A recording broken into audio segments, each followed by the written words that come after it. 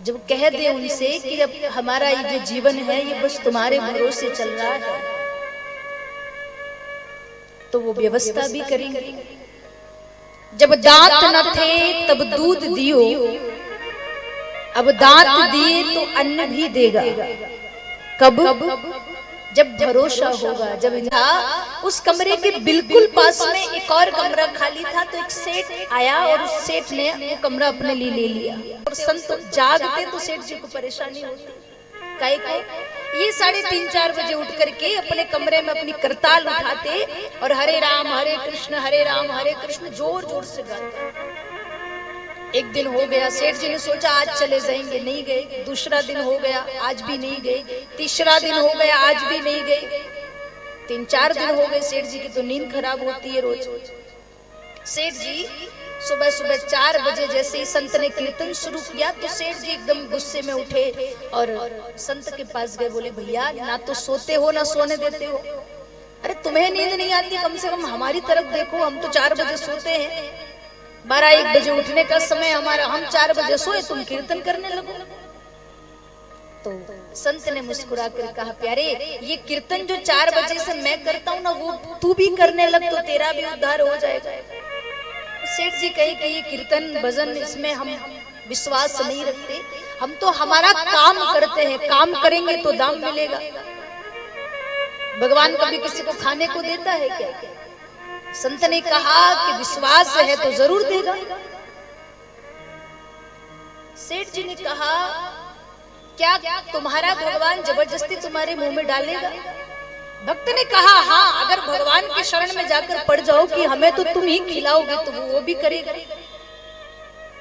सेठ जी ने कहा मैं कैसे विश्वास करूं? तो संत ने कहा 1-2 दिन भूखे रहकर देखो और भगवान के सामने कहकर देखो, अगर वो ना खिला दे तो कहना।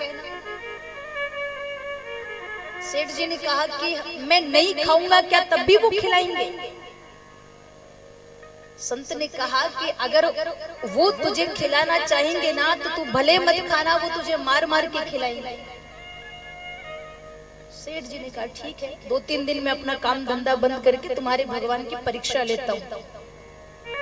सेठ जी ने संकल्प ले लिया कि अगले 2-4 दिन में कुछ नहीं खाऊंगा, एक अन्न का दाना नहीं खाऊंगा। अब घर में जाए तो घर वाले कहे कुछ तो खा लो, नाश्ता कर लो, चाय पी लो। तीसरा दिन जब हुआ तो सेठ जी को लगा कि मैं जीतने वाला हूँ, भला ऐसे कोई भगवान खिलाएगा? संत तो बड़े विश्वास से कह रहे थे अगर वो खिलाना चाहेगा तो नहीं भी खाएगा तो तुझे मार मार के खिलाएगा। कैसे खिलाएगा? मैं तो पेड़ पर बैठा हूँ। थोड़ी देर बाद हुआ क्या, कुछ व्यापारी अपने बैलगाड़ी में धन भर के लौट रहे थे। दोपहर का समय था तो सबको भूख लगी। व्यापारी में बैठ करके हम दोपहर का भोजन कर लेते हैं। जिस वृक्ष की डाल पर वो सेठ बैठा है उस वृक्ष की छांव में सब व्यापारी बैठ गए। अपना अपना भोजन सबने खोला और उसी समय घोड़े के पैरों की आवाज सुनाई दी। ऐसा लगा जैसे कई सारे घोड़े एक साथ आ रहे हो। व्यापारियों को लगा कि हमारे धन की खबर लगता है चोरों को पता चल गई है, चोर आ रहे हैं, अभी लूट लेंगे, धन तो लूटेंगे, हमें भी मारेंगे।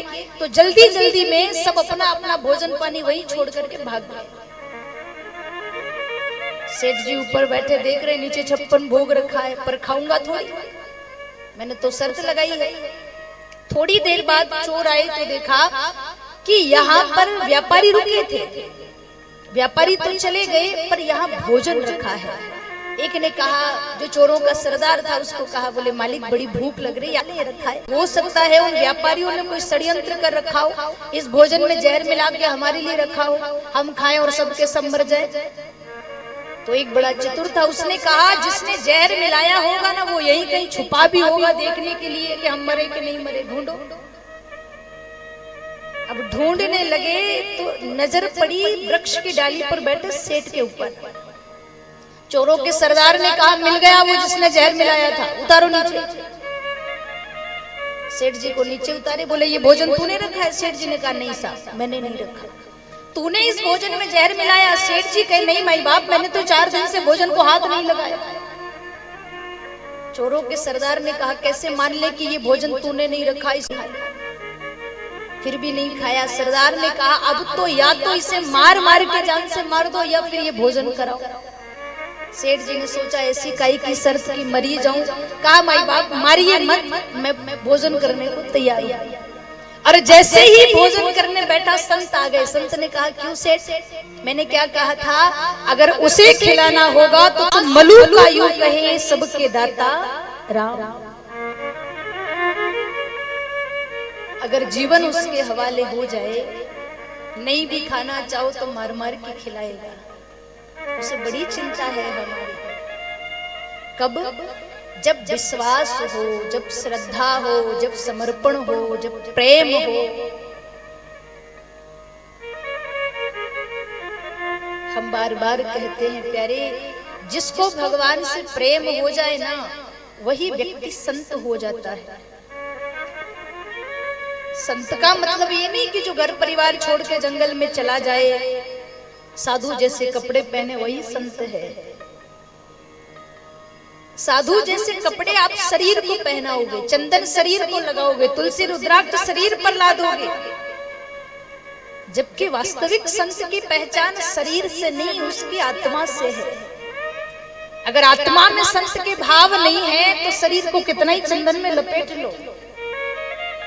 एक होता है संत हो जाना, एक होता है संत बन जाना। संत हो जाना क्या है? कई जन्मों के भाग्य जब उदय हो, कई जन्मों का पुण्य इकट्ठा हो, तब हमारी आत्मा संत होती है। और संत बनना क्या है? 2000 रुपया लेके मार्केट चले जाओ, जिस रंग के वस्त्र साधु संत पहनते हैं वो पोशाक खरीद के ले आओ, 1 सवा सेर चंदन खरीद के ले आओ, तुलसी रुद्राक्ष धारण कर लो, बन गए संत। दाढ़ी बढ़ा लो, बाल बढ़ा लो, बन गए संत। जटाएं बना लो, बन गए संत। पर संत होना बड़ा मुश्किल कार्य है। संत कौन है? जिसने क्रोध पर विजय प्राप्त कर ली हो, वो संत है। जो गलत में भी सही को ढूंढे, वो संत है। महाराष्ट्र के एक विठलनाथ जी के बहुत बड़े संत हुए श्री एकनाथ जी महाराज। एकनाथ जी महाराज एक बार गंगा नहाने के लिए गए, बहुत बढ़िया उन्हें लगा। एक दिन जब एकनाथ जी महाराज गंगा स्नान करने गए तो वो व्यक्ति पान खा करके गंगा जी के किनारे पे बैठ गया। एकनाथ जी महाराज गंगा मैया में डुबकी लगा के बाहर निकले और उस व्यक्ति ने पान की पीक उनके ऊपर थूक दी। एकनाथ जी मुड़े, दोबारा गए, फिर गंगा स्नान किया, फिर बाहर आए, फिर उस व्यक्ति ने पान थूक दिया। तीसरी बार गए, फिर उसने पान थूक दिया। 10 बार ऐसा हो गया। 10 बार उस व्यक्ति ने एकनाथ जी के ऊपर पान थूका। जब 11वीं बार गंगा स्नान करके बाहर निकले तो उस व्यक्ति ने पूछा, महात्मा जी मैं इतनी देर से आपके ऊपर पान थूक रहा हूँ, आपको क्रोध नहीं आया? आपने मुझे एक बार मना नहीं किया कि मेरे ऊपर पान मत थूक, मैंने गंगा स्नान कर लिया, क्यों? ऐसा कौन सा गुण है आप में कि आपको क्रोध नहीं आता? तो एकनाथ जी ने मुस्कुरा कर कहा, भाई मैं तो तेरा धन्यवाद करने आया हूँ तेरे पास। उस व्यक्ति ने कहा कि मैं पान थूक रहा था और ये धन्यवाद करने आए, किस लिए? एकनाथ जी ने कहा, रोज तो एक ही बार गंगा स्नान करता था, आज तेरी बदौलत मैंने 11 बार गंगा स्नान कर लिया, और क्या चाहिए? ये है संत के गुण, जो बुराई में भी अच्छाई को खोज निकाले, वो संत है।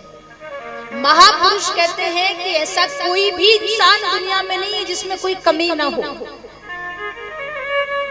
क्योंकि जिसमें कोई कमी ना हो फिर वो इंसान क्या, वो तो भगवान है। जो सर्व गुणों से संपन्न है वो तो परमात्मा है। ऐसा कोई इंसान नहीं है जिसमें कोई कमी ना हो। ये तो हमारे ऊपर है कि हम उसके भीतर छुपी अच्छाई को देखना चाहते हैं कि बुराई को। ना कोई ऐसा है जिसके अंदर कोई अच्छाई ना हो, ना कोई ऐसा है जिसके अंदर कोई बुराई ना हो। अगर आपकी नजर अच्छी होगी, आपकी नजर तेज होगी, तो आप बुराई में भी अच्छाई को ढूंढ लेंगे। नजर अच्छी होगी तो कीचड़ में खिला हुआ कमल आपको प्राप्त हो जाएगा। भाव अच्छा होगा तो दुनिया अच्छी नजर आएगी प्यारे। संत कहते हैं परिस्थिति कोई भी हो अपने आप को स्थिर रखिए, अपना नियम बना करके रखिए। सामने वाला हमारे साथ कुछ भी करे हम उसका बुरा नहीं करेंगे।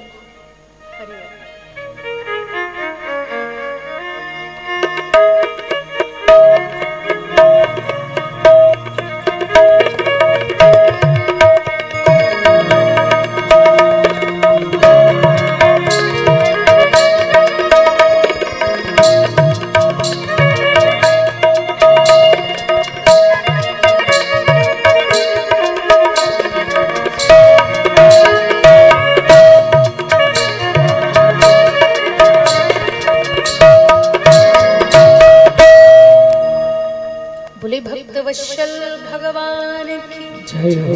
जय जय श्री राधे। भाव बना लीजिए हम किसी का बुरा नहीं करेंगे।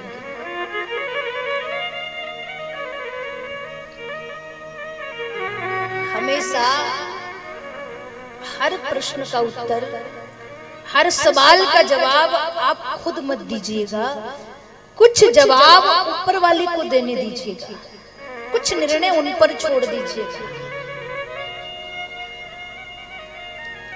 समय आने पर वो सबका न्याय करते हैं। उनके घर देर है अंधेर नहीं है। परमात्मा के न्याय की चक्की भले थोड़ी धीमी चलती है पर पीसती बहुत बारीकी से है। एक एक हिसाब बहुत अच्छे से होता है। बस विश्वास रखिए, सत्कर्म करते रहिए, यही तो मानव जीवन का कर्तव्य है।